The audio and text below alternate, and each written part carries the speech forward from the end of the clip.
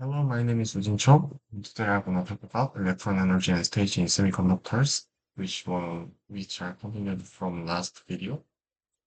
And the first thing I'm going to say is potential energy in hydrogenate.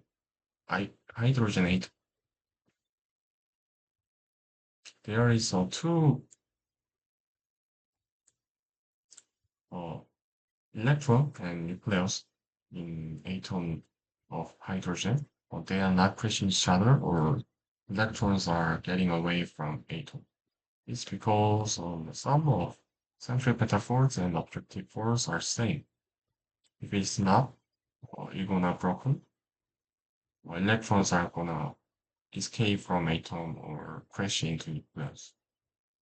Next one I'm gonna say is momentum and kinetic energy. We learned this equation from middle school already, but we are gonna express the momentum in this way, force times time, because we are gonna erase about some time things. And with these equations, we can get a equation of energy without time variance, and there is no constant about time, and we can use it in calculation if there is, and not think about time.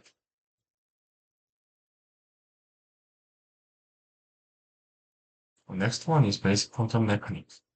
There is a three main properties in light is a wave, which one is interference and diffraction and refraction. Ray of light is considered to an electromagnetic wave with a given frequency. So we can express in this equation with we let some certain x and t or x is depending on distance and tdv depends on time. The speed of electromagnetic is same as the speed of light. And next important thing is photoelectric effect. If we give some light to cathode and some electrons are came out of there, and if you heighten your intensity, the number of electron is increased, and higher your frequency, electron energy can increase it. Einstein said light consists of energy package particles, so photon has an energy of this equation. And energy package means some wave particle duality, and light have, light have waves property and particles property. Intensity of light depends on number of particle related, and energy of light is frequency related. And in this picture, electron emission by light is happen only when what this equation mean is the energy of the light wave is bigger than this depth.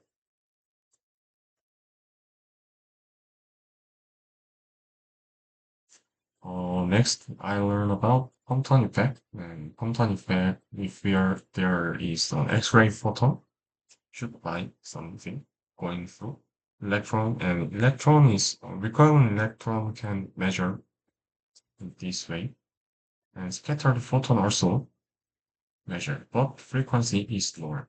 And we can some do calculation stuffs and get about these equations. There are some examples, and you might have doing this. Next one is a Schrödinger equation. Schrödinger equation is time independent and general formula to describe wave-like behavior. And we just do some lot of calculation things like this, and we can get this equation, which one is time independent Schrödinger equation.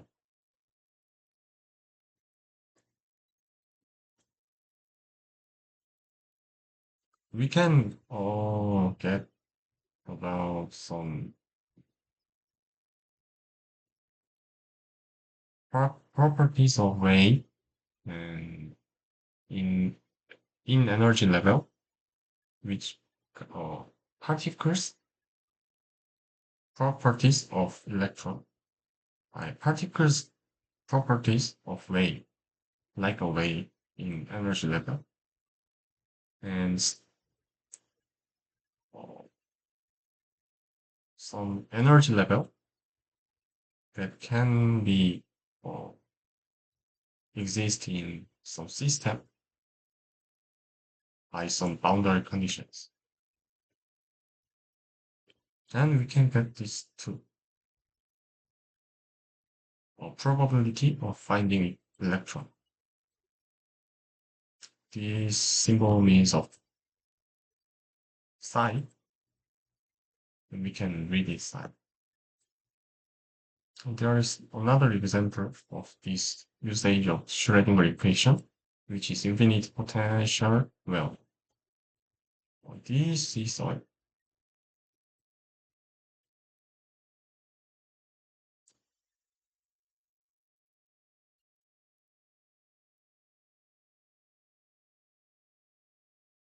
electron only appears in this well, not in here.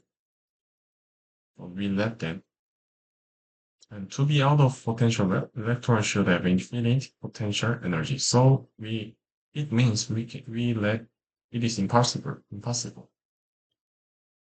So we can get these equations and can do a lot of calculations like this. And we can get eigenvalue and eigenfunction. And we saw about some 2D graph or 3D computer graphic. Quantum tunneling. Quantum tunneling means some energy.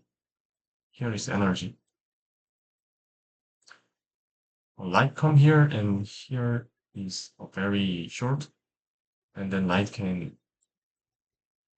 some light may reflect it, but some light may transmit it. So here is also some regression, but we are not talk about some matrix and linear algebra calculation. And we are shortly learn about scanning tunneling microscope.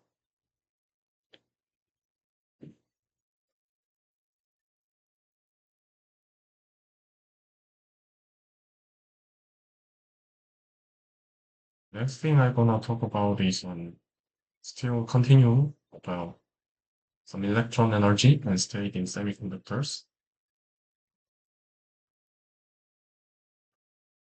And here is we can see some probability density function.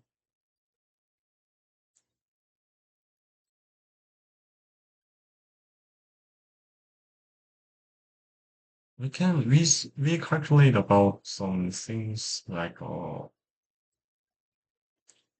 principal quantum number or angular quantum number, magnetic quantum number, and plus spin quantum number a little bit. And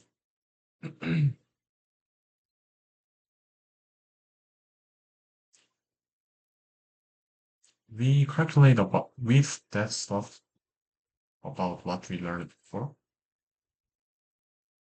and we learn about some initial uh, very important things, which means ionization energy, which means the minimum energy required to excite an electron from the top of valence band. And next one is electron affinity, which we can read as a chi is an emitted energy to take an electron from vacuum energy. Next one is the energy band gap or a forbidden band gap.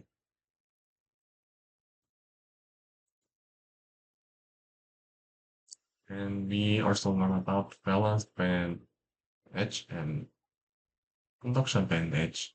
Valence band edge is fully occupied energy level by electron. And we'll let temperature of it to 0 Kelvin. Also, conduction band's temperature is same,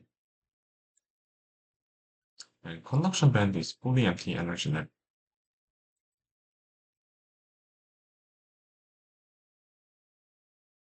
And we learn about some electron and hole pair generation, and some recombination of stuffs, and we learn about hole and electron, and we applied it to quantum magnetics and quantum mechanics, and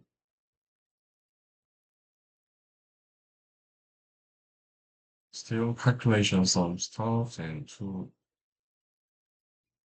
we can get some dispersion relation, which are called in EK diagram,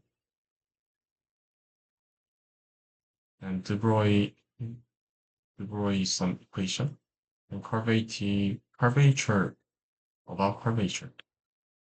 And why we use EK diagram is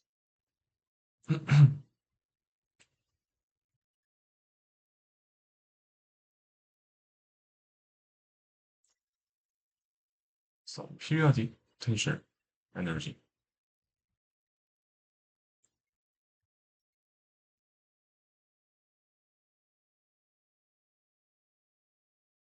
Coming to why we learn about EK diagram or dispersion relation. Or we can, if we know about some EK diagram for one wavelength, and we can get all the information about potential well in system if the atom is periodic. We also know about electron, velocity of electron in potential well,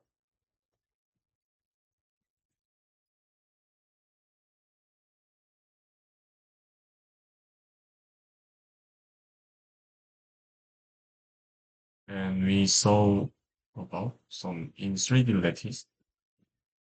There is atomic level is different by some personal view, and